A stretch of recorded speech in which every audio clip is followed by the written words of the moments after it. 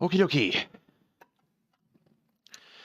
So, I was roundly abused this morning for not having watched the State of the Union because I didn't feel well yesterday. I suppose we'll start with that, move on to the Heritage Foundation stuff, and then finish out maybe with some Ukraine stuff, depending on how I feel.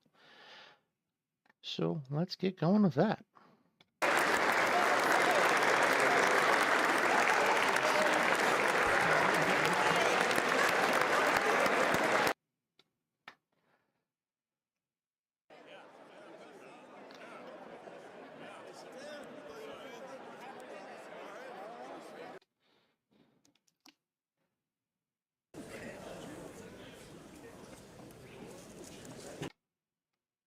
As soon as we figure out where he is speaking from.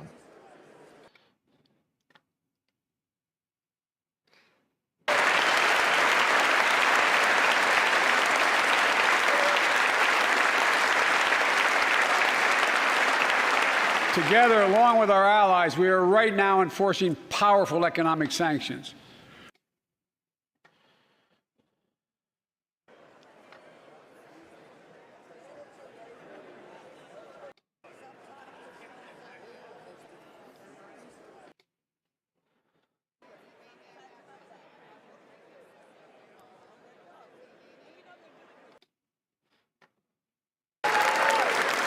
There we go.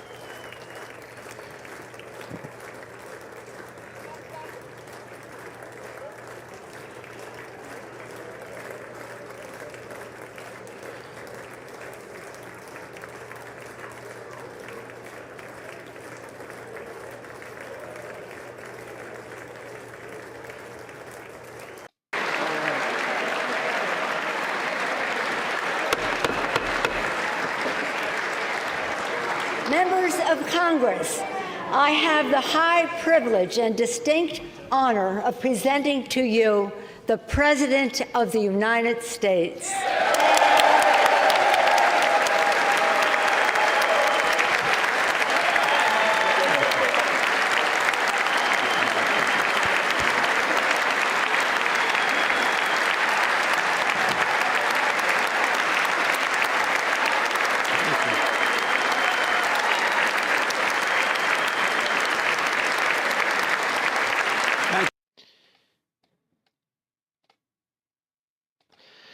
Oh, I forgot. It's a new year. There we go.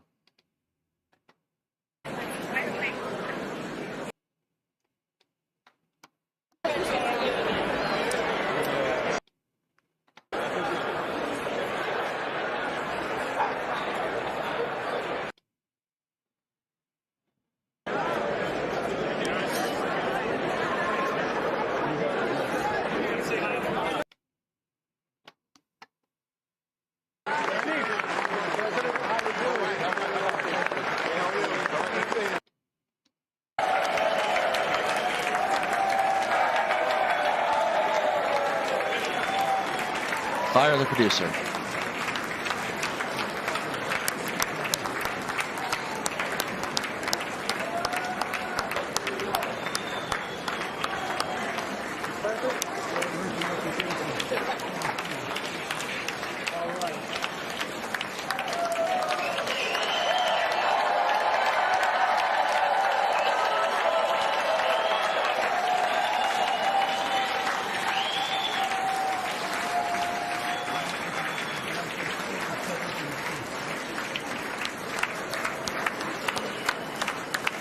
Hello, hello, hello.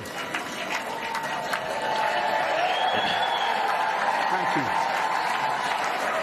Thank you, thank you, thank you. Members of Congress, I have the high privilege and distinct honor to present to you the President of the United States.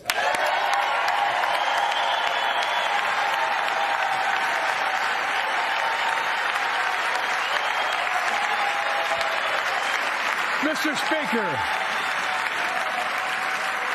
Thank you. You can smile. It's okay. Thank you, thank you, thank you. Thank you. Please.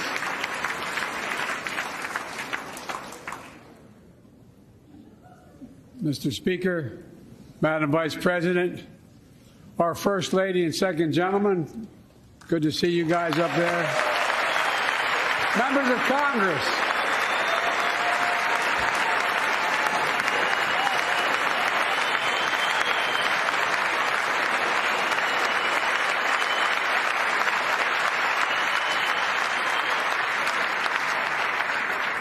By the way, Chief Justice, I may need a court order. She gets to go to the game tomorrow, next week. I have to stay home.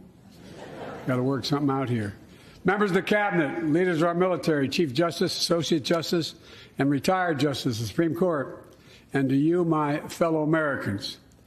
You know, I start tonight by congratulating the 118th Congress and the new Speaker of the House, Kevin McCarthy.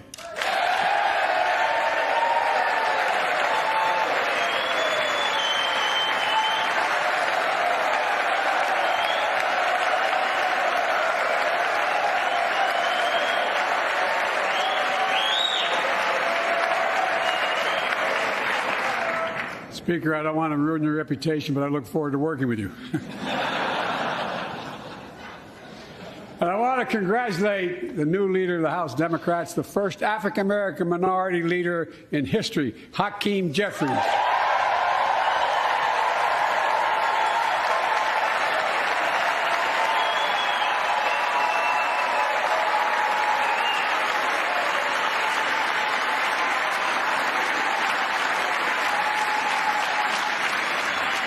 He won in spite of the fact I campaigned for him. Congratulations to the longest-serving leader in the history of the United States Senate, Mitch McConnell. Where are you, Mitch?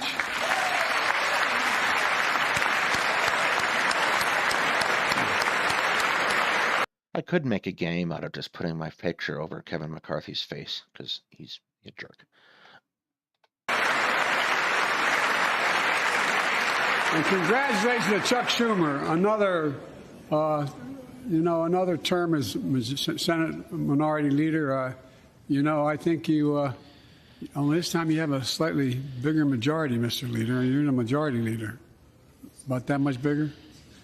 Yeah. Well, I tell you what, I want to give special recognition to someone who I think is going to be considered the greatest speaker in the history of the House of Representatives, Nancy Pelosi.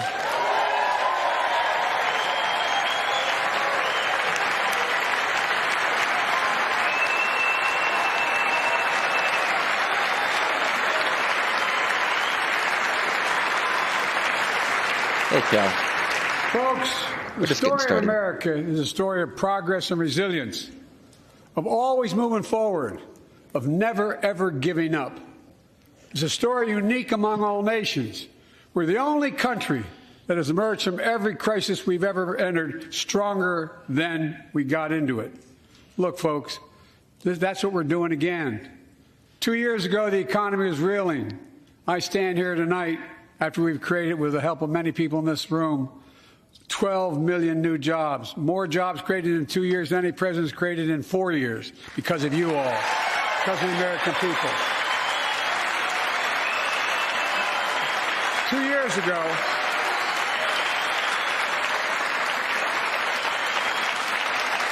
and 2 years ago, COVID had shut down, our businesses were closed, our schools were robbed of so much, and today COVID no longer controls our lives.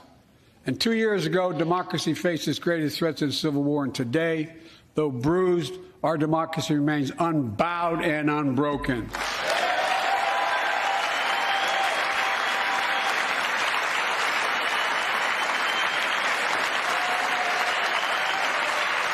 As we gather here tonight, we're writing the next chapter in the great American story, a story of progress and resilience.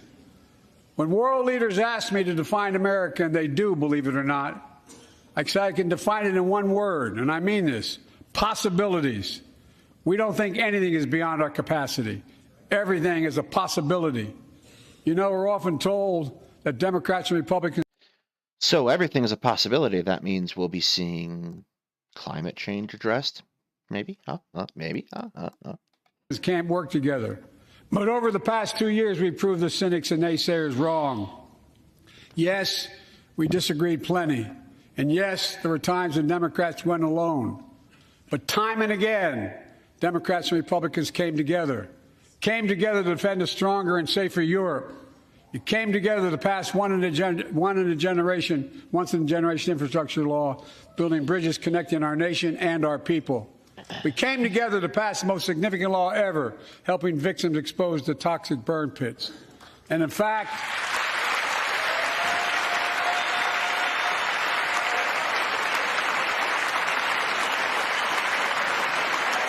it was important.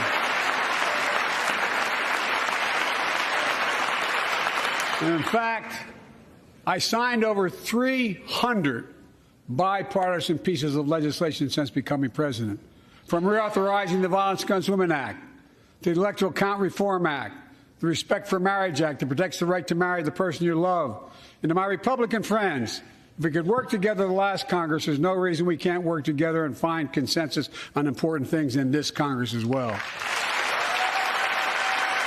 I think this is not the tact I would be taking right now, particularly when you see the Republicans just sitting there.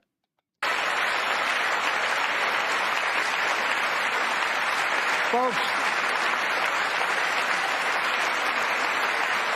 you all are as formed as I am, but I think the people sent us a clear message. Fighting for the sake of fighting, power for the sake of power, conflict for the sake of conflict gets us nowhere. That's always been my vision of our country, and I know it's many of yours. To restore the soul of this nation, to rebuild the backbone of America, America's middle class, and to unite the country. We've been sent here to finish the job, in my view. For decades, the middle class has been hollowed out in more than, and not one administration, but for a long time. Too many good-paying manufacturing jobs move overseas. Factories closed down. Once thriving cities and towns that many of you represent became shadows of what they used to be. And along the way, something else we lost: pride, our sense of self-worth. I ran for president to fundamentally change things, to make sure our economy works for everyone, so we can all feel that pride in what we do. To build an economy from the bottom up and the middle out, not from the top down. Because when the middle class does well, the poor have a ladder up, and the wealthy still do very well. We all do well.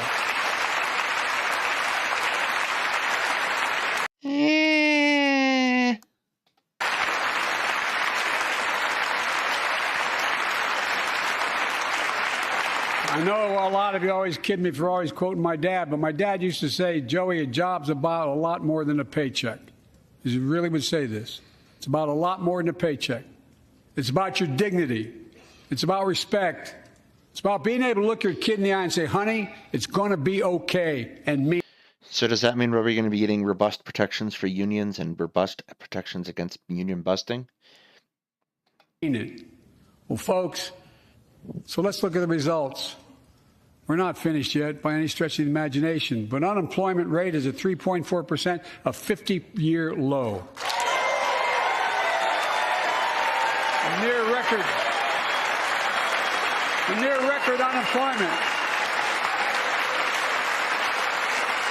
Near record unemployment for black and Hispanic workers. We've already created, your help, 800,000 good-paying manufacturing jobs, the fastest growth in 40 years. And where is it written? Where is it written that America can't lead the world in manufacturing? And I don't know where that's written. For too many decades, we imported projects and exported jobs. Now, thanks to what you've all done, we're exporting American products and creating American jobs. Folks,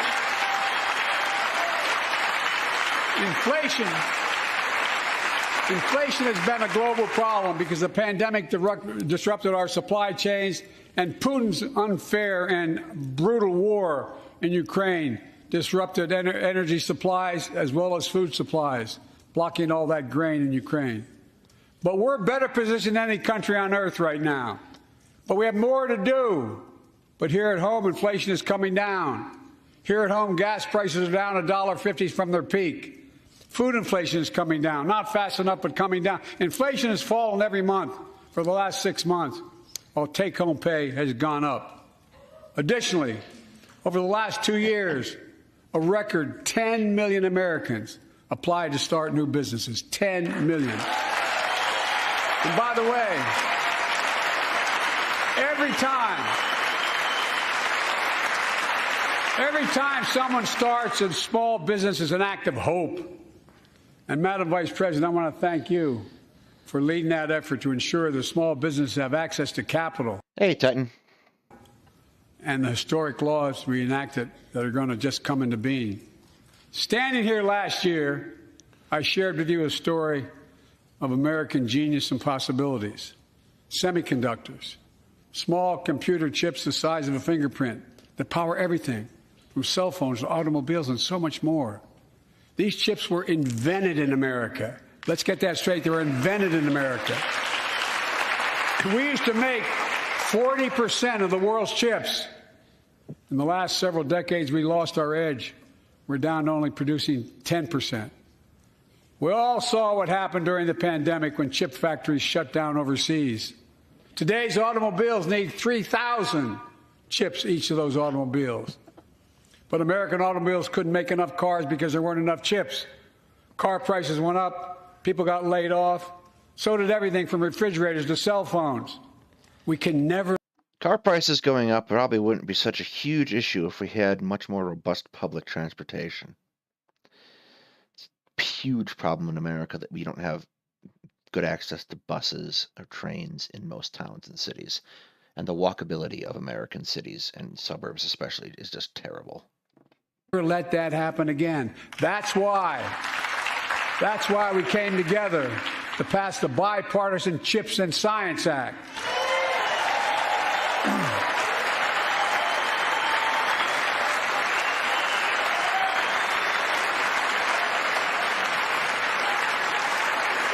Folks, I know I've been criticized for saying this, but I'm not changing my view. We're going to make sure the supply chain for America begins in America. The supply chain begins in America. We've already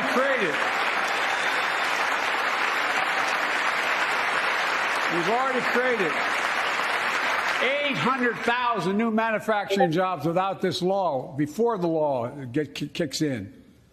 With this new law, we're going to create hundreds of thousands of new jobs across the country. And I mean all across the country, throughout not just the coast, but through the middle of the country as well. That's going to come from companies that have announced more than $300 billion in investment in American manufacturing over the next few years. Outside of Columbus, Ohio, Intel is building semiconductor factories on 1,000 acres, literally a field of dreams. It's going to create 10,000 jobs, that one investment. 7,000 construction jobs, 3,000 jobs in those factories once they're finished. They call them factories. Jobs paying an average of $130,000 a year, and many do not require a college degree.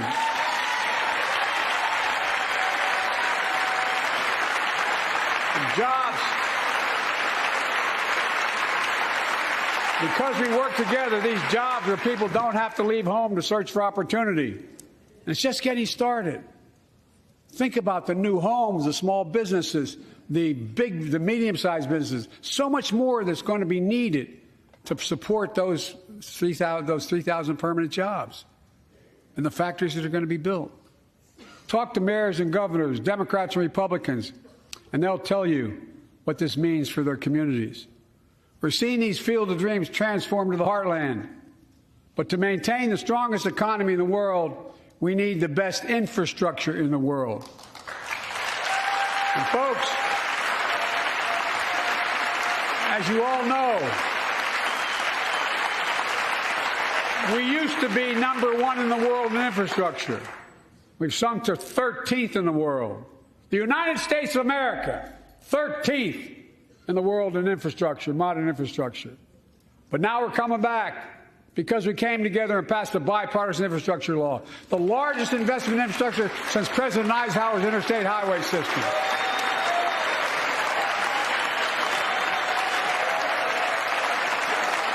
And folks,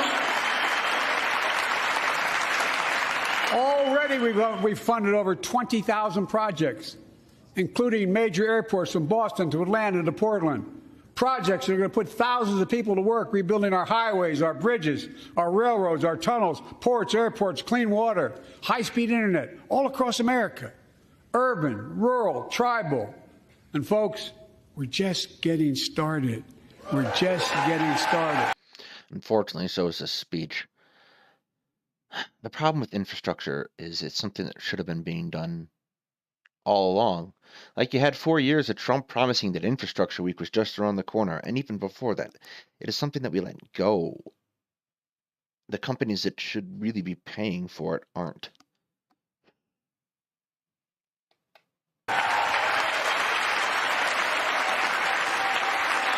And I mean it sincerely. I want to thank my Republican friends who voted for the law, and my Republican friends who voted against it as well. But I still get asked to fund the projects in those districts as well. But don't worry. I promised I'd be a president for all Americans. We'll fund these projects. And I'll Burn. see you at the groundbreaking. Look, this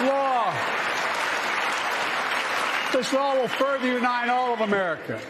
Projects like Brent Spence Bridge in Kentucky over the Ohio River, built 60 years ago, badly needed repairs, one of the nation's most congested freight routes, carrying $2 billion worth of freight every single day across the Ohio River. And folks, I've been talking about fixing it for decades, but we're really finally going to get it done. I went there last month with Democrats and Republicans, and from both states, to deliver a commitment of $1.6 billion for this project. And while I was there, I met a young woman named Sarah, who's here tonight. I don't know where Sarah is. Is she up in the box? I don't know. Sarah, how are you? Well, Sarah, for 30 years,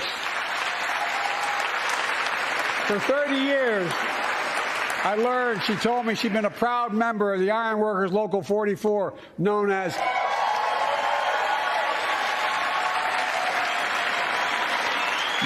the Cowboys in the Sky. The folks who built Cincinnati's skyline. Sarah said she can't wait to be 10 stories above the Ohio River building that new bridge. God bless her. That's pride. And that's what we're also building. We're building back pride. Look, we're also replacing poisonous lead pipes that go into 10 million homes in America, 400,000 school and child care centers. So every child in America can drink the water instead of having permanent damage to their brain. Look, we're making sure. Of course, McCarthy's not that enthused about preventing brain damage. How else do you get new Republicans? That every community in America has access to affordable high-speed internet. No parent should have to drive by McDonald's parking lot to help them do their homework online with their kids, which many thousands were doing across the country. And when we do these projects, and again I get criticized for this, but I make no excuses for it, we're going to buy American. We're going to buy America. Folks,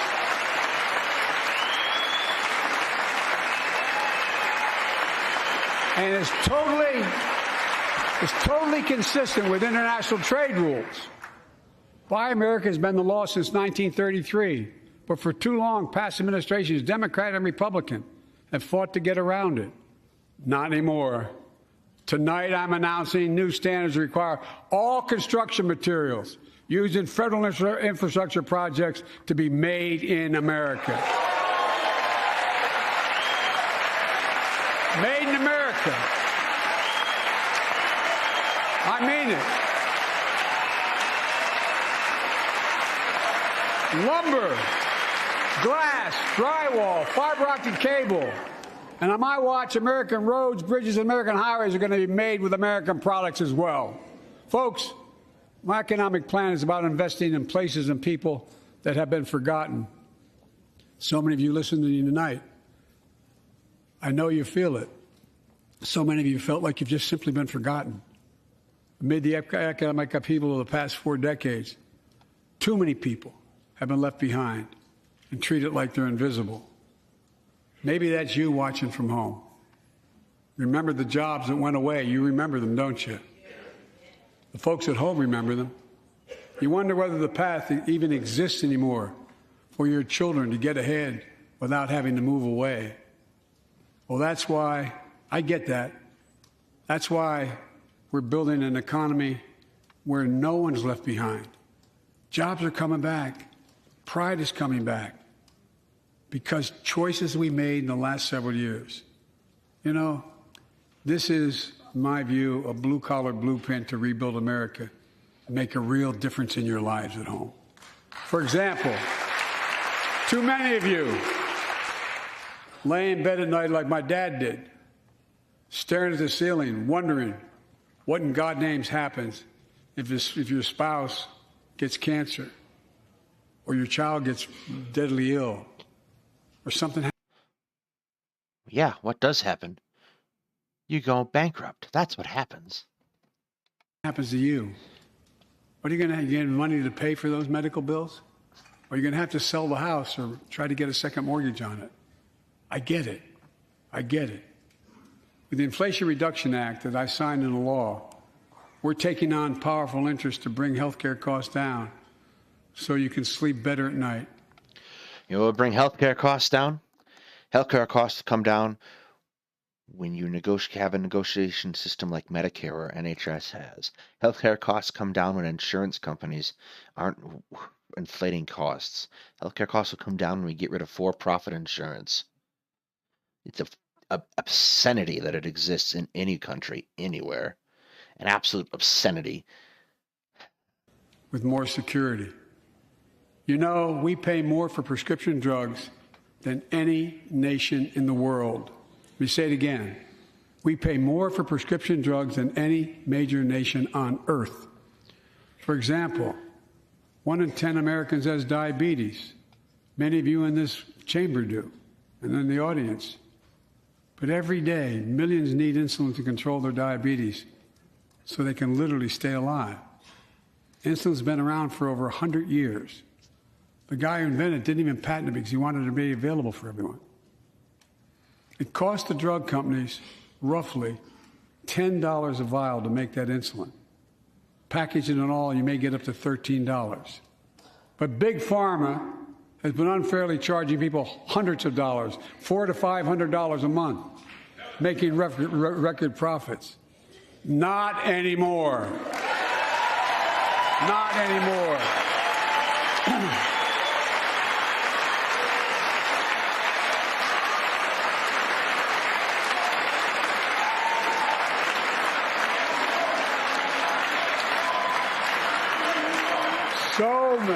So many things that we did are only now coming to fruition. We said we were doing this, and we said we passed the law to do it, but people didn't know because the law didn't take effect until January 1 of this year. We capped the cost of insulin at $35 a month for seniors on Medicare. The people are just finding out. I'm sure you're getting the same calls I'm getting. Look, there are millions of other Americans who do not or are not on Medicare, including 200,000 young people with type 1 diabetes who need this insulin to stay alive. Let's finish the job this time. Let's cap the cost of insulin for everybody at $35.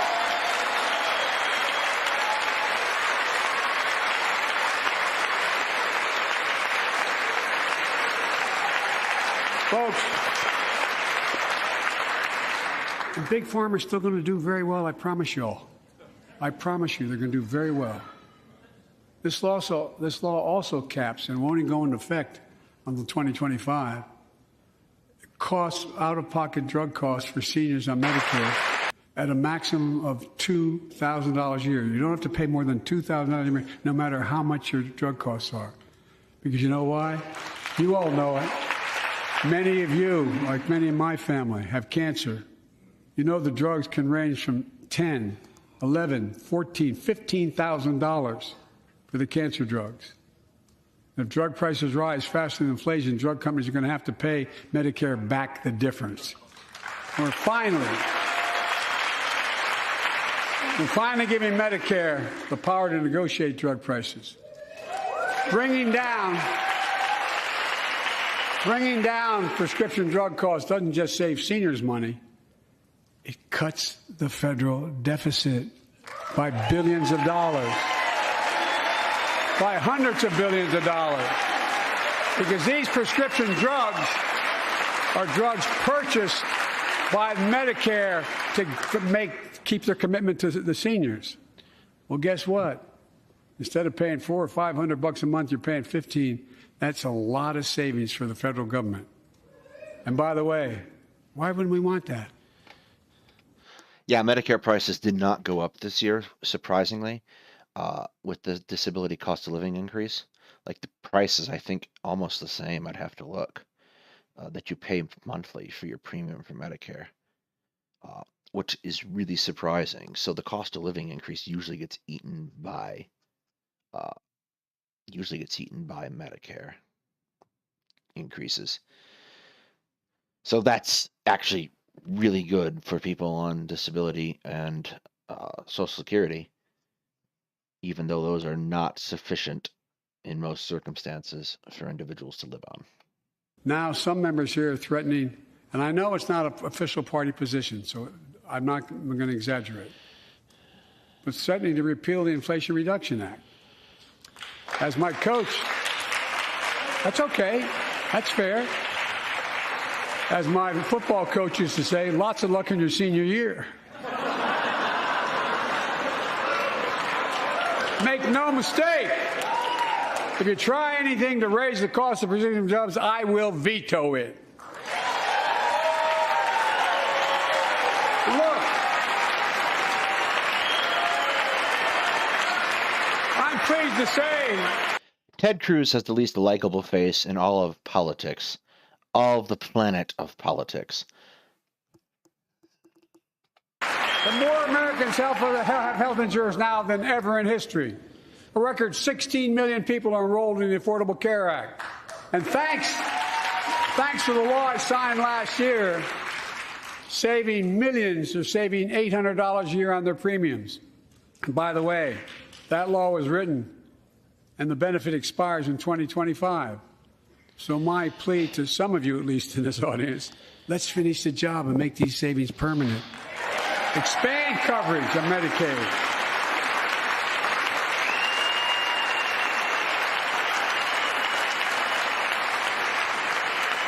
Look, the Inflation Reduction Act is also the most significant investment ever in climate change. Ever. Lowering utility bills, creating American jobs, leading the world to a clean energy future. I visited the devastating aftermath of record floods, droughts, storms, and wildfires from Arizona to Mexico to all the way up to the Canadian border. More timber has been burned, that I've observed from helicopters, than the entire state of Missouri. And we don't have global warming? Not a problem. In addition to emergency recovery, from Puerto Rico to Florida to Idaho, we're rebuilding for the long term. New electric grids that are able to weather major storms and not prevent those forest fires. Roads and water systems withstand the next big flood. Clean energy to cut pollution and create jobs in communities often left behind. We're going to build 500,000 electric vehicle charging stations installed across the country by tens of thousands of IBEW workers. And we're helping families save more than $1,000 a year with tax credits to purchase electric vehicles and efficient appliances, energy-efficient appliances. Historic conservation efforts to be responsible stewards of our land. Let's face reality. The climate crisis doesn't care if you're in a red or blue state. It's an existential threat. We have an obligation, not to ourselves, but to our children and grandchildren, to confront it. I'm proud of You probably also have an obligation not to have a milquetoast response to it. how America at last is stepping up to the challenge. We're still going to need oil and gas for a while. But guess what? No, we do. But there's so much more to do. We got to finish the job.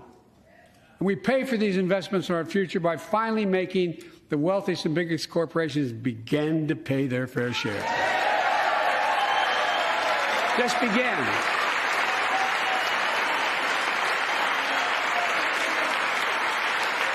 Look, I'm a capitalist.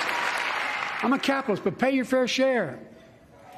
I think a lot of you at home agree with me and many people that you know. The tax system is not fair. It is not fair. Of course, the Republicans are very upset about that because they doodled out the tax system on the back of a napkin three Congresses ago. Look,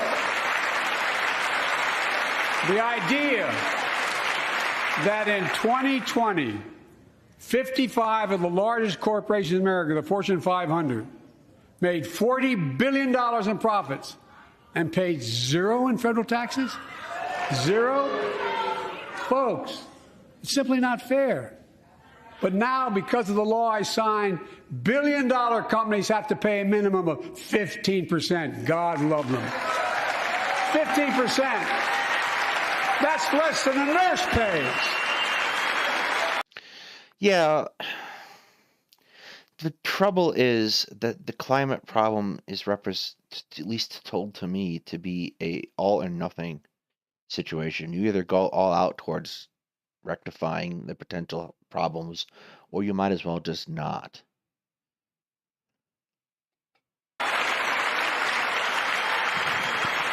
Let me be crystal clear. I said at the very beginning, under my plans, as long as I'm president, nobody earning less than $400,000 will pay an additional penny in taxes. Nobody, not one penny. But let's finish the job. There's more to do. We have to reward work, not just wealth. Pass my proposal for the billionaire minimum tax. You know, there's 1,000 billionaires in America. It's up from about 600 in the beginning of the term. But no billionaire should be paying a lower tax rate than a school teacher or firefighter. I mean it. Think about it.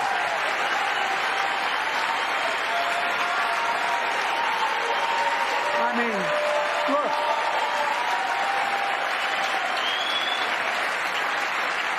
I know you aren't enthusiastic about that, but think about it. Think about it. Have you noticed Big Oil just reported its profits, record profits? Last year they made $200 billion in the midst of a global energy crisis. I think it's outrageous. Why? They invested too little of that profit to increase domestic production. Oh, Mitch McConnell moved. I thought he was a statue. They're going to shut down all the oil wells, all the oil refineries anyway, so why should we invest in them? I said, we're going to need oil for at least another decade, and that's going to exceed and beyond that. We're going to need it. Production. If they had, in fact, invested in the production to keep gas prices down, instead, they used the record profits to buy back their own stock. Yeah, it's just communism. Rewarding the CEOs and shareholders. Corporations ought to do the right thing. That's why I propose we quadruple the tax on corporate stock buybacks and encourage long-term investments. They'll still make considerable profit. Actually, I would get rid of the entire concept of corporate stock buybacks. Just completely outlaw it. Force them to pay tax or reinvest it into the company. Let's finish the job and close the loopholes that allow very wealthy to avoid paying their taxes. Instead of cutting the number of audits for wealthy taxpayers, I just signed a law to reduce the deficit by $114 billion by cracking down on wealthy tax cheats. That's being fiscally responsible. In the last 2 years, my administration has cut the deficit by more than $1.7 trillion, the largest deficit reduction in American history. Under the previous administration, the American deficit went up 4 years in a row. Because those record deficits, no president added more to the national debt in any 4 years than my predecessor. Nearly 25% of the entire national debt that took over 200 years to accumulate was added by just one administration alone, the last one. They're the facts. Check it out. Check it out. And most of the people in that room were responsible. The problem I have with the president and Congress going back and forth about debt and payments is that Congress is the one who says what bills the president has to pay. So a largely Republican Congress turned around and exploded the deficit through their tax break, and are now turning around and trying to say that the President Biden is being irresponsible for spending it, when really the person who's responsible is Kevin McCarthy. The call was coming from inside the House the entire time, Kevin. How did Congress respond to that debt? They did the right thing. They lifted the debt ceiling 3 times without preconditions or crisis. They paid American bills to prevent an economic disaster in the country. So tonight I'm asking the Congress to follow suit. Let's commit here tonight to the full faith and credit of the United States of America will never, ever be questioned. Some of my Republican friends want to take the economy hostage. I get it, unless I agree to their economic plans. All of you at home should know what the... Don't shake your head, McCarthy. You're the one who's responsible. That, speaking, should be a thumbnail. McCarthy's responsible. He is, well, he's not really responsible. He ceded most of his responsibility. Basically, he's just a puppet. Really, he's a rather ugly puppet. He should have got replaced. Those plans are. Instead of making the wealthy pay their fair share, some Republicans hacks want off the Medicare stage, and Social Security out. sunset. I'm not saying it's a majority. Wait, what happened? What? Let me give you, anybody who doubts it, contact my office. I'll give you a copy. I'll give you a copy of the proposal. That means Congress doesn't vote.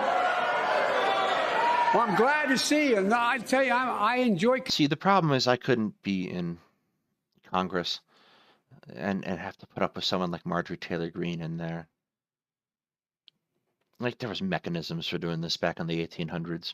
Conversion. You know, it means if Congress doesn't keep the programs the way they are, they'd go away. Other Republicans say, I'm not saying it's a majority of you. I don't even think it's even a significant... but it's being proposed by individuals.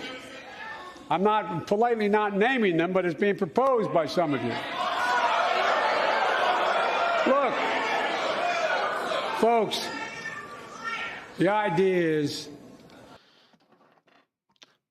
You did it. Rick Scott. Rick Scott. His name is Rick Scott. He's sitting in the room right now.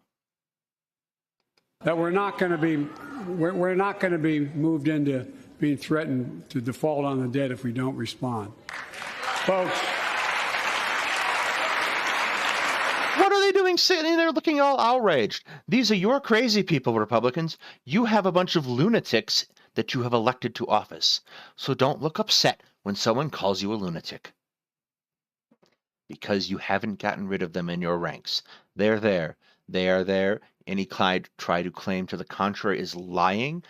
We have seen it time and time again. You have called for, in your platform, or in Rick Scott's platform, a sunsetting on Social Security and Medicare. It's true. Own it. Run on it. Otherwise, shut up and get out of the way.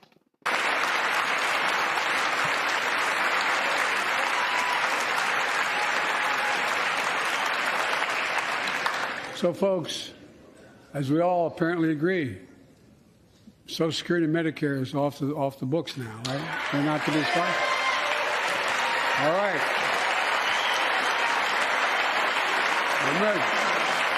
We got unanimity.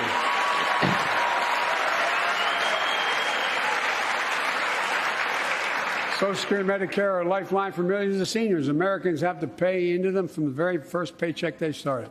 So tonight, the problem is I don't necessarily think that takes into account the siloing of political information now, Cal.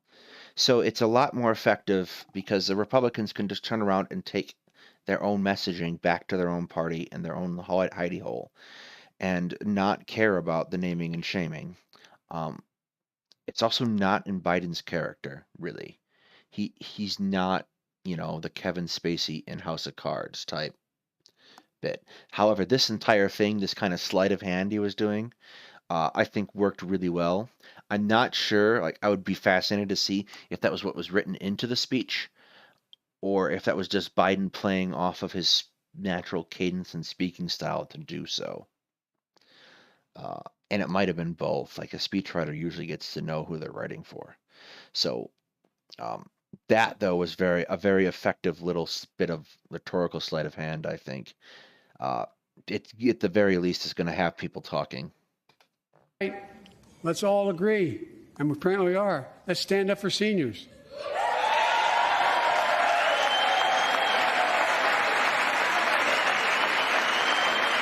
Stand up and show them. We will not cut Social Security. We will not cut Medicare.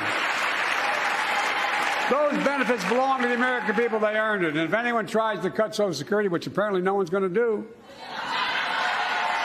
and if anyone tries to cut Medicare, I'll stop them. I'll veto it. And look, I'm not going to allow them to be taken away. Not today, not tomorrow, not ever. But apparently it's not going to be a problem. Next month, when I offer my fiscal plan, I ask my Republican friends to lay down their plan as well. I really mean it. Let's sit down together and discuss our mutual plans together. Let's do that.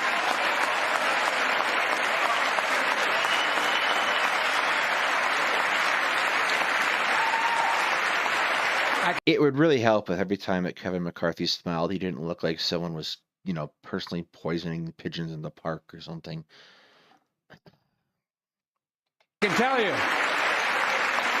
the plan I'm going to show you is going to cut the deficit by another $2 trillion. And it won't cut a single bit of Medicare or Social Security. In fact, we're going to extend the Medicare Trust Fund at least 2 decades, because that's going to be the next argument. How do we keep it solvent, right? Well, we'll not raise tax on anyone making under 400 grand, but we'll pay for it the way we talked about tonight, by making sure that the wealthy and big corporations pay their fair share. Look. Here's the deal. They aren't just taking advantage of the way too much of this speech is focused on countering Republican narrative, and not nearly enough is focused on establishing a counter narrative. Tax code. They're taking advantage of you, the American consumer. Here's my message to all of you out there. I have your back. We're already preventing Americans from receiving surprise medical bills, stopping $1 billion surprise bills per month so far. We're protecting seniors' life savings by cracking down on nursing homes that commit fraud, endanger patient safety, prescribe drugs that are not needed. Millions of Americans can now save thousands of dollars because they can finally get a hearing aid over the counter without a prescription. Look, capitalism without competition is not capitalism. It's extortion. It's exploitation. Last year, I cracked down with the help of many of you on foreign shipping companies that were making you pay higher prices for every good coming into the country. I signed a bipartisan bill that cut shipping costs by 90%, helping American farmers, businessmen, and consumers. Let's finish the job. Pass the bipartisan legislation to strengthen antitrust enforcement and prevent big online platforms from giving their own products an unfair advantage.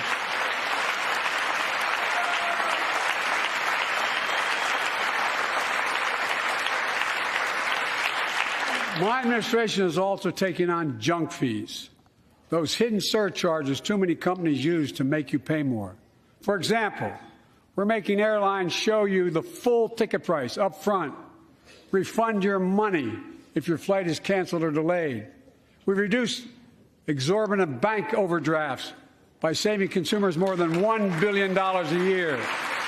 We're cutting credit card late fees by 75% from $30 to $8. Look. Why? McCarthy, stand up, clap. Regardless, these are the things that you said you wanted to do when you were running. Like, we want to make things easier on the consumer. But you don't like it now because it's regulated. Like, what did you intend on doing to make things better for the American people? If, like, these are the things, they don't give a crap about whether or not some guy in an oil rig in Texas is getting regulated. They don't. They do care about their credit card bills. So, like, you're so transparently horrible. Like, just a transparently horrible person. Junk fees may not matter to the very wealthy, but they matter to most other folks in homes like the one I grew up in, like many of you did. They add up to hundreds of dollars a month. They make it harder for you to pay your bills or afford that family trip. I know how unfair it feels when a company overcharges you and gets away with it. Not anymore. We've written a bill to stop it all. It's called the Junk Fee Prevention Act. We're going to ban surprise resort fees that hotels charge on your bill. Those fees can cost you up to $90 a night at hotels that aren't even resorts. The idea that cable, internet, and cell phone companies can charge you $200 or more if you decide to switch to another provider. Give me a break. We can stop service fees on tickets to concerts and sporting events and make companies disclose all the fees up front. And we'll prohibit airlines from charging $50. These are a lot of, annoying, irritating things. And yeah, that's nice.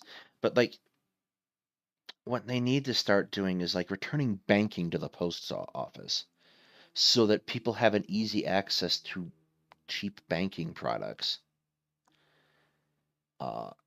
Those are the kind of things that make a huge difference in people's bottom line and income. And that would cut the heart out, absolutely cut the heart out of payday loan companies too, who are the ones who I think got rid of it in the first place, or lobbied to, rather. Round trip for family just to be able to sit together. Baggage fees are bad enough.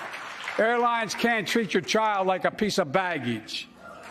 Americans are tired of being. We're tired of being played for suckers. So pass the Junk Fee Prevention Act so companies stop ripping us off. For too long, workers have been getting stiffed, but not anymore. We're beginning to restore the dignity of work. For example, I should have known this, but I didn't until 2 years ago. 30 million workers have to sign non-compete agreements with the jobs they take.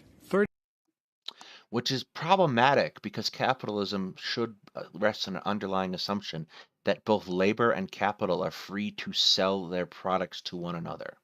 So labor should be able to be free to sell their product to a competitor at a different price. Like, the fact that those exist at all is so antithetical to the concept, the baseline definition of what capitalism is. 30 million. So a cashier at a burger place can't walk across town and take the same job at another burger place and make a few bucks more. It just changed. But they just changed it because we exposed it. That was part of the deal, guys. Look it up. But not anymore. We're banning those agreements so companies have to compete for workers and pay them what they're worth.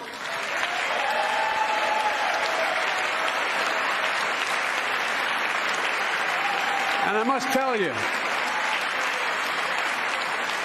this is bound to get a response from my friends on my left but the right. I'm so sick and tired of companies breaking the law by preventing workers from organizing. Pass the PRO Act, because business have a right, workers have a right to form a union. And let's guarantee all workers have a living wage. Let's make sure working parents can afford to raise a family with sick days, paid family medical leave, affordable child care. That's going to enable millions of more people to go and stay at work. And let's restore the full child tax credit, which gave tens of millions of parents some breathing room and cut child poverty in half to the lowest level in history. And by the way, when we do all these things, we increase productivity. We increase economic growth. So let's finish the job and get more families access to affordable, quality housing. Let's get seniors who want to stay in their homes the care they need to do so. Let's give more breathing room to millions of family caregivers looking after their loved ones. Pass my plan so we get seniors and people with disabilities the home care and services they need. And support the workers who are doing God's work. These plans are fully paid for, and we can afford to do them. Restoring the dignity of work means making education an affordable ticket to the middle class. You know, when we made public education, 12 years of it, universal in the last century, we made the best educated, best paid, we became the best educated, best paid nation in the world. But the rest of the world's caught up. It's caught up. Jill, my wife, who teaches full time, has an expression. I hope I get it right, kid. Any nation that out-educates us is going to out-compete us. Any nation that out-educates is going to out-compete us. Folks, we all know 12 years of education is not enough to win the economic competition of the 21st century. We want to have the best educated workforce. Let's finish the job by providing access to preschool for 3 and 4 years old. Studies show that children who go to preschool are nearly 50% more likely to finish high school and go on to earn a 2 or 4 year degree, no matter their background they came from. Let's give public school teachers a raise.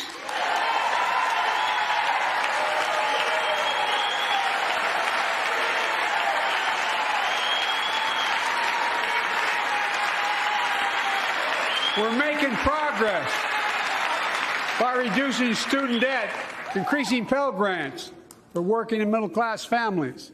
Let's finish the job and connect students to career opportunities starting in high school. Provide access to 2 years of community college, the best career training in America in addition to being a pathway to a 4-year degree. Let's offer every American a path to a good career, whether they go to college or not. And folks, in the midst of the COVID crisis, when schools were closed and we were shutting down everything, let's recognize how far we came in the fight against the pandemic itself. While the virus is not gone, thanks to the resilience of the American people and the ingenuity of medicine, we've broken the COVID grip on us. COVID deaths are down by 90%. We've saved millions of lives and opened up our country. We opened our country back up, and soon we'll end the public health emergency. But that's called a public health emergency. But we'll remember the toll and pain that's never going to go away. More than 1 million Americans lost their lives to COVID. 1 million. Families grieving, children orphaned. Empty chairs at the dining room table constantly reminding you that she used to sit there.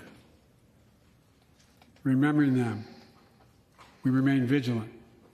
We still need to monitor dozens of variants and support new vaccines and treatments. So Congress needs to fund these efforts and keep America safe.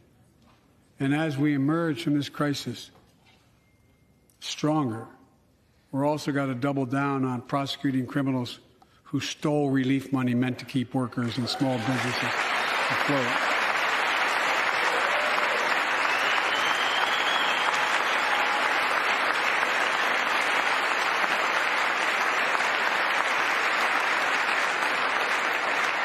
Before I came to office, you remember, during that campaign, the big issue was about inspector generals who would protect taxpayers' dollars who were sidelined.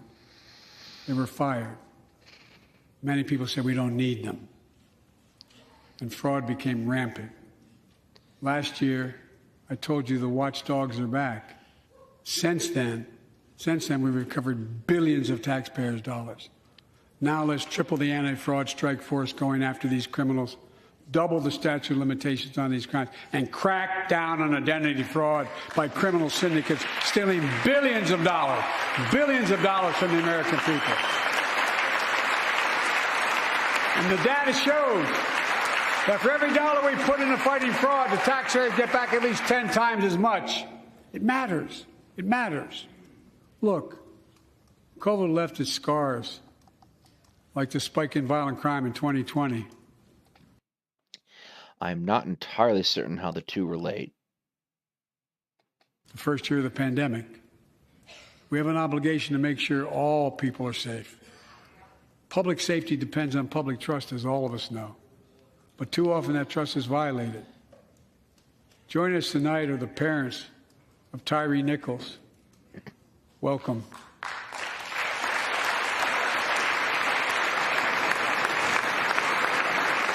I have a feeling I'm not going to like this part. We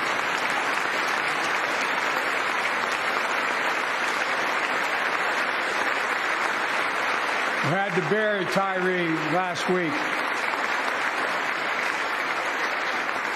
As many of you personally know, there's no words to describe the heartache or grief of losing a child. But imagine if you lost that child at the hands of the law. Imagine having to worry whether your son or daughter came home from walking down the street, playing in the park, or just driving a car. Most of us in here have never had to have the talk that brown and black parents have had to have with their children. Bo, Hunter, Ashley, my children. I never had to have the talk with them. I never had to tell them if a police officer pulls you over, turn your interior lights on right away. Don't reach for your license. Keep your hands on the steering wheel. Imagine having to worry like that every single time your kid got in a car. Here's what Tyree's mother shared with me when I spoke to her. When I asked her how she finds the courage to carry on and speak out. The faith of God, she said her son was, quote, a beautiful soul, and something good will come of this. Imagine how much courage and courage that takes. It's up to us, to all of us. We all want the same thing. Neighborhoods free of violence. Law enforcement who earns the community's trust. Just as every cop, when they pin on that badge in the morning, has a right to be able to go home at night, so does everybody else out there. Our children. Okay, so here's how we do this. You take away the guns. Because I'm telling you, it's significantly harder for the police to shoot people if they don't have guns. There's our first step. The second step is we start weeding out bad cops. And you don't let them go down the road to the next town to reapply and get a job there. You weed them out. Third step, you make police misconduct lifetime imprisonment at minimum. Do not pass go, do not collect $200. If they are going to assume a position of public trust and abuse that trust in such a way as to cause the death of a citizen, that's the end. You're done. It's over. You don't get to live in shame or sadness or fear. You just go away. Have a right to come home safely. Equal protection under the law is a covenant we have with each other in America. We know police officers put their lives on the line every single night and day.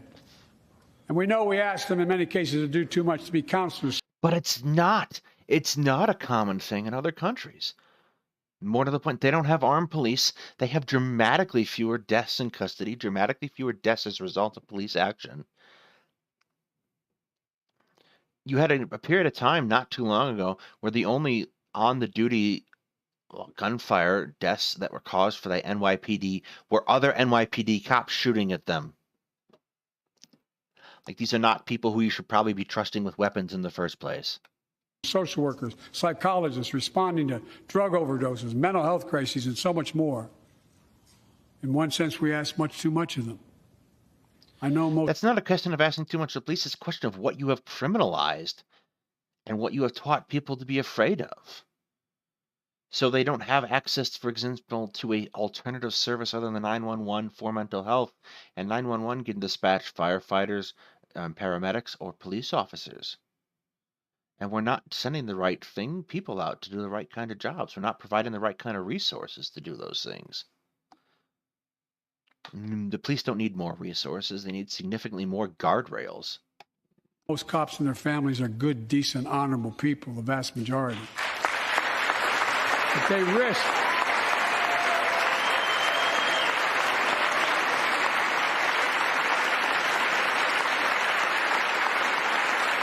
Oh, and police unions are an abomination. They have to go.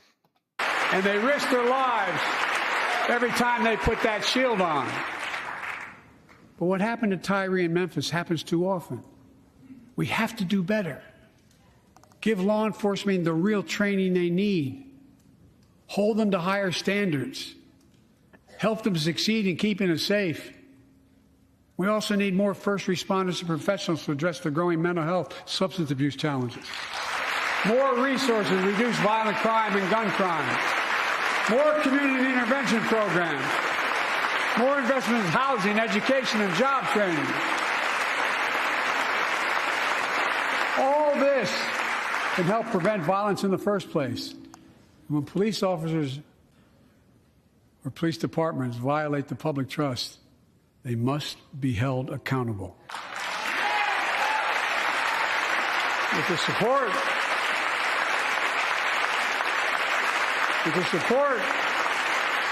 of the families of victims, civil rights groups, and law enforcement, I signed an executive order for all federal officers, banning chokeholds, restricting no-knock warrants, and other key elements of the George Floyd Act. Policing exists in societies that aren't capitalist, like bad policing. It's not a question of the system that's underpinning it so much as it is a question of the tools. Because even if you get rid of capitalism, you end up needing a police force. So policing properly, effectively, and without undue violence should be a priority regardless. Let's commit ourselves to make the words of Tyler's mom true. Something good must come from this. Something good. And all of us,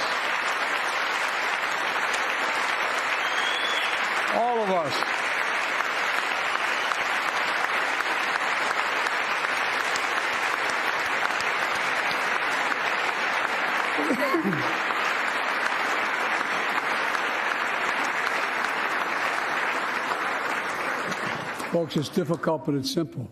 All of us in this chamber, we need to rise to this moment. We can't turn away. Let's do what we know in our hearts that we need to do. Let's come together to finish the job on police reform. Do something. Do something. That was the plea of parents who lost their children in Uvalde. I met with every one of them. Do something about gun violence. Thank God. Thank God we did. Passing the most sweeping gun safety law in 3 decades. That includes things like that the majority of responsible gun owners already support. Enhanced background checks for 18 to 21 years old. Red flag laws, keeping guns out of the hands of people who are a danger to themselves and others. But we know our work is not done. Joining us tonight is Brandon Say, a 26-year-old hero. Brandon put his college dreams on hold to be at his mom's side. His mom's side when she was dying from cancer. And Brandon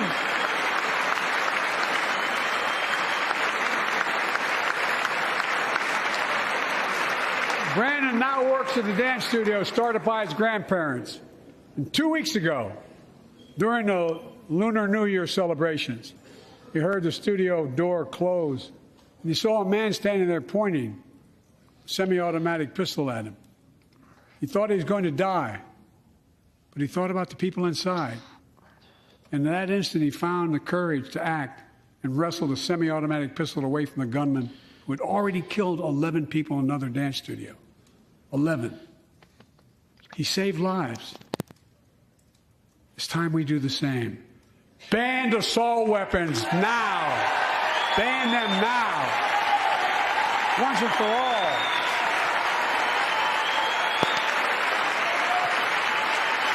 I led the fight to do that in 1994. In 10 years, that ban was law and mass shootings went down. After we let it expire in the Republican administration, mass shootings tripled. Let's finish the job. I don't think I would have used that particular example for this particular scheme of legislation. A handgun is not an assault weapon. Ban these. To be clear, I think the ridiculousness of trying to argue that an AR-15 is substantially different than an M16 or M4 is incredibly bad faith. But at the same time, I don't think you should necessarily give that much of an opening, that particularly much of an opening, to the pro-amosexual crowd. Assault weapons. And let's also come together on immigration. Make it a bipartisan issue once again.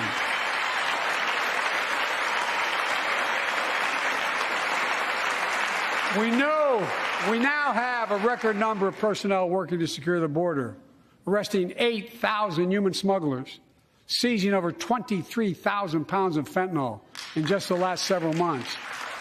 We've launched a new border plan last month. Unlawful migration from Cuba, Haiti, Nicaragua, and Venezuela has come down 97% as a consequence of that. But American border problems won't be fixed until Congress acts. If we don't pass my comprehensive immigration reform, let at least pass my plan to provide the equipment and officers to secure the border.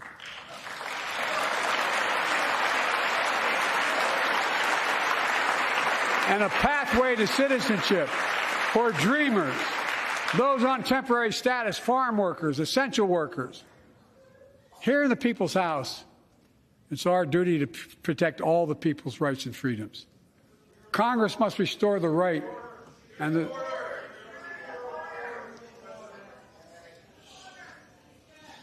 Congress must restore the right. What are these guys? The seagulls from Finding Nemo? Border, border, border, border. The entire point of this Border Patrol thing is that they have a border. What else do you want them to do? Would you like to sink Mexico so that no one can get through? I don't understand Republicans. Like, they think they're clever, but they're really not. Right. That was taken away in Roe v. Wade. And protect Roe v. Wade.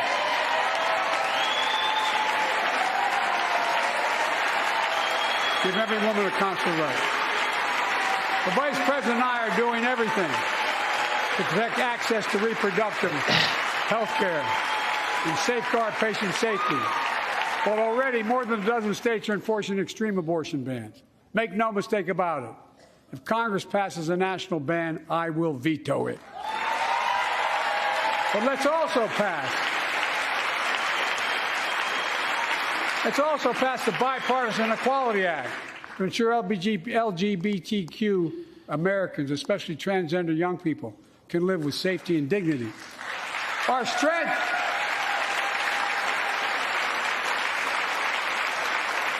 is not just the example of our power, but the power of our example. Let's remember the world's watching. I spoke from this chamber 1 year ago, just days after Vladimir Putin unleashed his brutal attack against Ukraine. A murderous assault, evoking images of death and destruction Europe suffered in World War II. Putin's invasion has been a test for the ages, a test for America, a test for the world. Would we stand for the most basic of principles? Would we stand for sovereignty? Would we stand for the right of people to live free of tyranny? Would we stand for the defense of democracy? For such defense matters to us because it keeps peace and prevents open season on would-be aggressors and threatens our prosperity. 1 year later, We know the answer. Yes, we would, and we did. We did.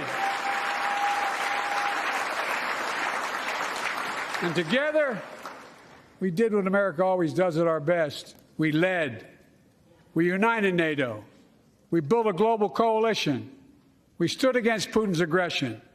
We stood with the Ukrainian people. Tonight, we're once again joined by Ukraine's ambassador to the United States. She represents not just her nation, but the courage of her people. Our ambassador is here, we're united in our support of your country. Will you stand so we can all take a look at you? Thank you.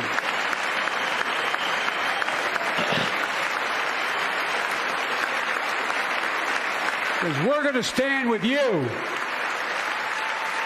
as long as it takes.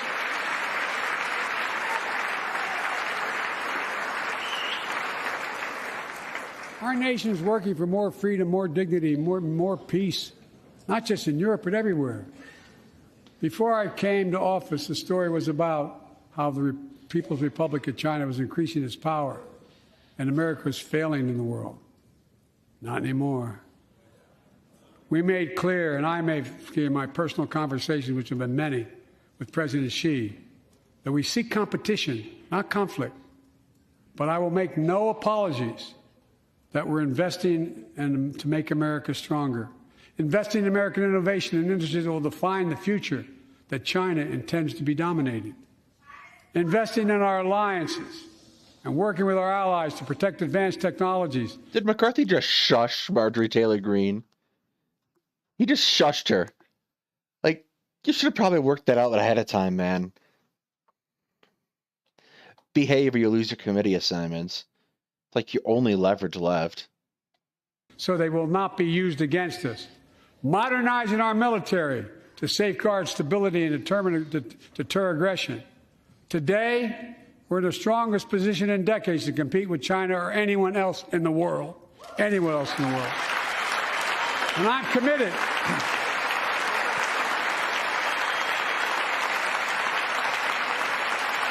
I'm committed to work with China where we can advance American interests and benefit the world, but make no mistake about it. To be clear, and this goes back to the video we did on What If All Test, the military is not supposed to be partisan and not supposed to show any particular favor, so they're going to sit stone-faced throughout the entire thing. And in fairness, the Supreme Court is going to try to sit stone-faced throughout the entire thing, too. As we made clear last week, if China threatens our sovereignty, we will act to protect our country, and we did.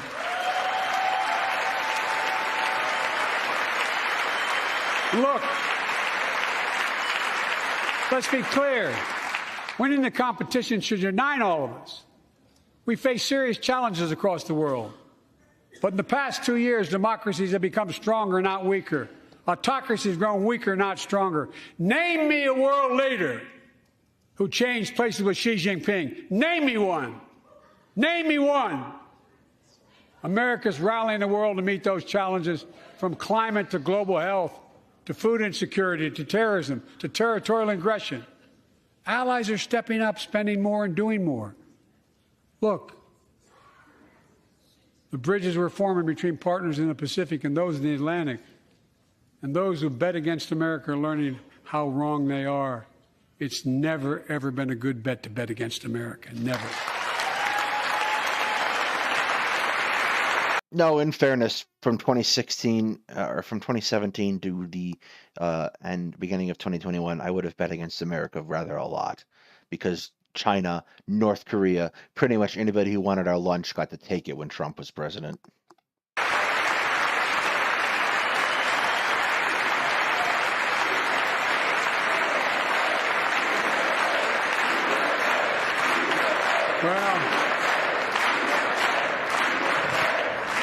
Okay, that was corny.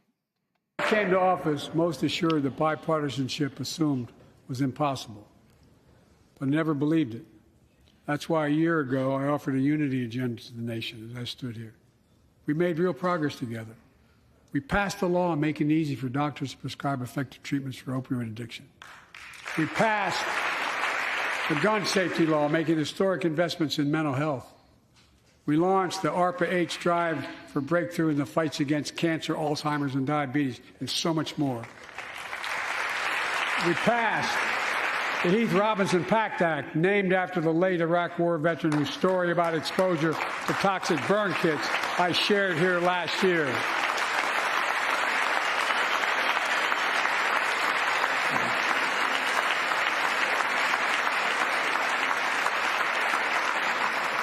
I understand something about those burn pits, but there's so much more to do.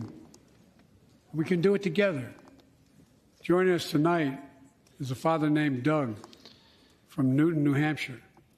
He wrote Jill, my wife, a letter, and me as well, about his courageous daughter, Courtney. A contagious laugh, his sister's best friend, her sister's best friend. He shared a story all too familiar to millions of Americans and many of you in the audience. Courtney discovered pills in high school. It spiraled into addiction and eventually death from a fentanyl overdose. She was just 20 years old.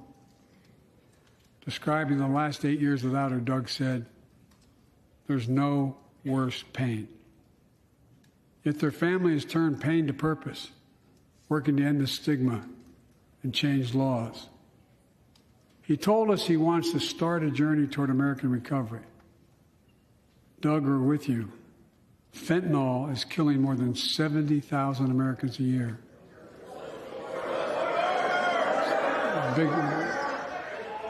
You got it. Mine, mine, mine, mine, mine, mine. Seagulls.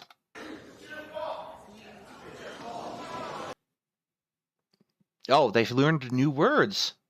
Impressive. The border with Mexico, though, apparently just started in the last 2 years.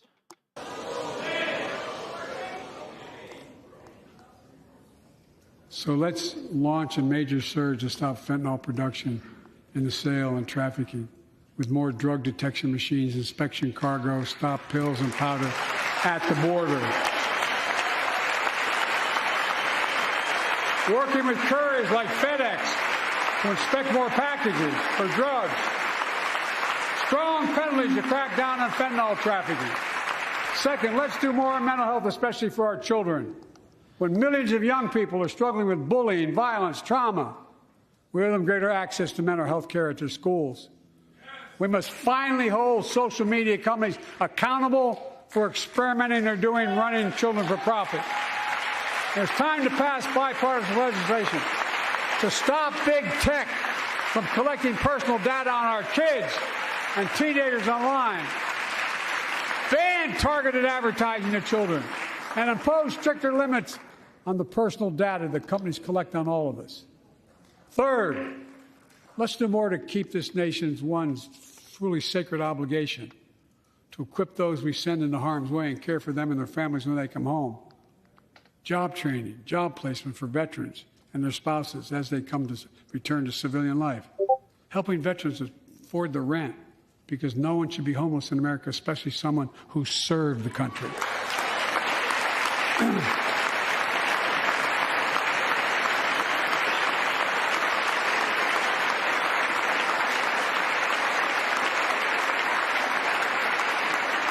Dennis McDonough is here, of the VA.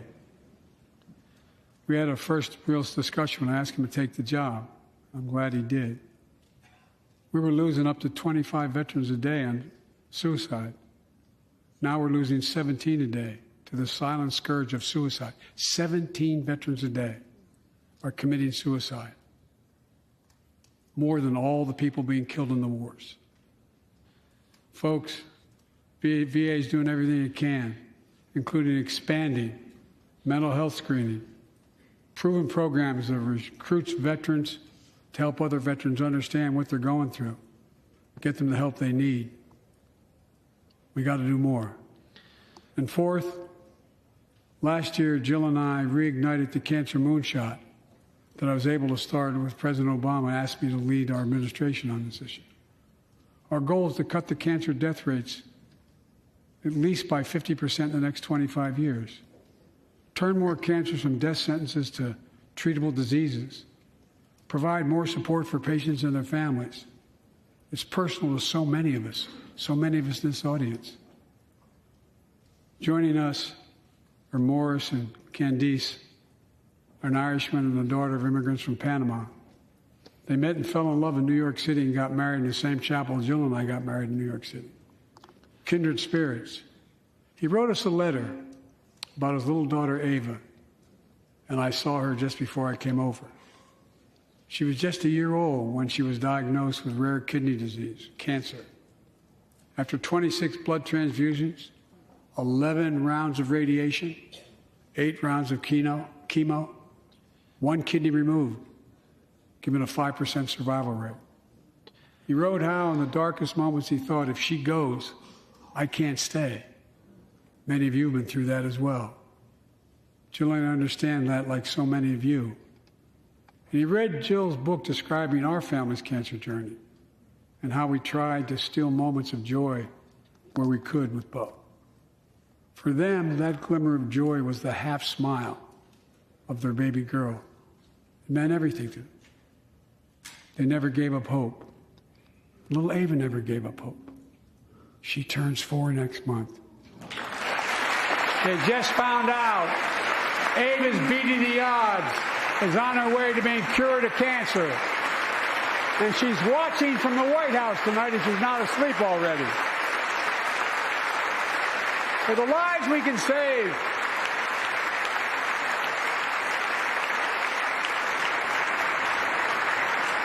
for the lives we can save and the lives we've lost, let this be a truly American moment that rallies the country and the world together and proves that we can still do big things.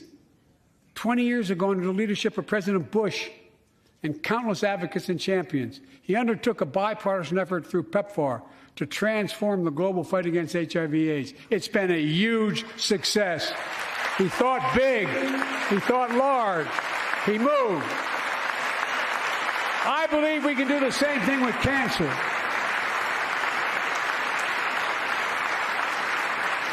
Let's end cancer as we know it. Cure some cancers once and for all. Folks, there's one reason why we've been able to do all of these things. Our democracy itself. It's the most fundamental thing of all. With democracy, everything's possible. Without it, nothing is. For the last few years, our democracy has been threatened and attacked, put at risk, put to the test. By the people in the room. The call is coming from inside the House. This very room on January the 6th. And then just a few months ago, an unhinged big lie, assailed and unleashed a political violence, the home of the then Speaker of the House of Representatives, using the very same language the insurrectionists used as they stalked these halls and chanted on January 6th. Here tonight in this chamber is a man who bears the scars of that brutal attack, but is as tough and as strong and as resilient as they get. My friend Paul Pelosi. Paul, stand up.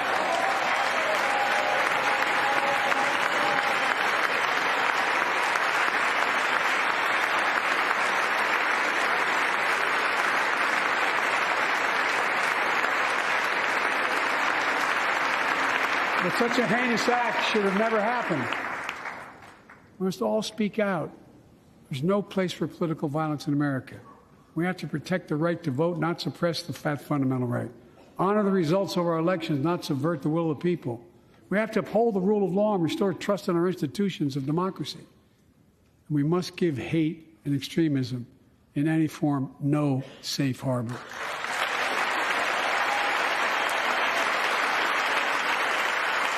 Democracy must not be a partisan issue.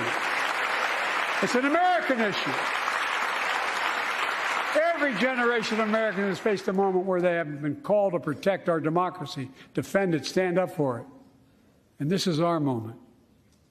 My fellow Americans, we meet tonight at an inflection point, one of those moments that only a few generations ever face, where the direction we now take is going to decide the course of this nation for decades to come. We're not bystanders of history. We're not powerless before the forces that confront us. It's within our power of we, the people, We're facing the test of our time. We have to be the nation we've always been at our best. Optimistic, hopeful, forward-looking. A nation that embraces light over dark, hope over fear, unity over division, stability over chaos. We have to see each other not as enemies, but as fellow Americans. We're good people.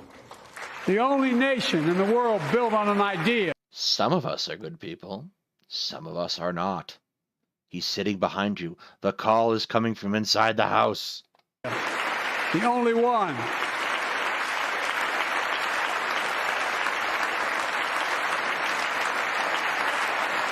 Other nations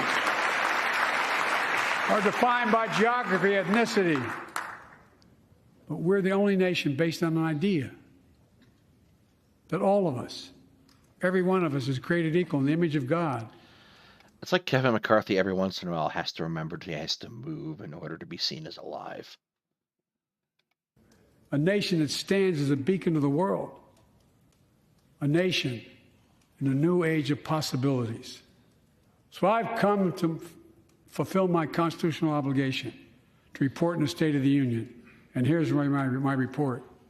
Because the soul of this nation is strong, because the backbone of this nation is strong, because the people of this nation are strong, the State of the Union is strong.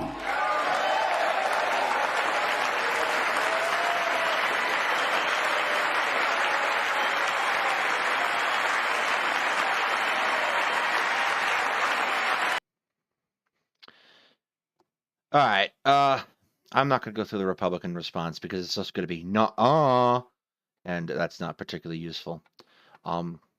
It's not a bad speech from Biden. It's not a particularly helpful speech from a lot of people, but it's not a bad speech. And considering Biden has to get past a stuttering and stammer even today, I think he does a fairly good job. However, I am unreasonably tired today, so I'm going to cut it here. And I want to thank everybody for coming out, and I hope you all have a good day.